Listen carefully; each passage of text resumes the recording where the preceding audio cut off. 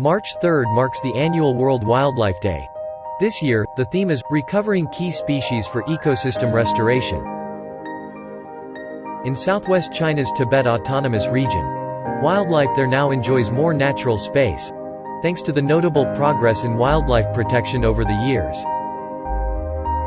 According to the data from local environment authorities, Tibet has so far built 47 nature reserves measuring a total area of 412,200 square kilometers, which accounts for more than one-third of the region's total.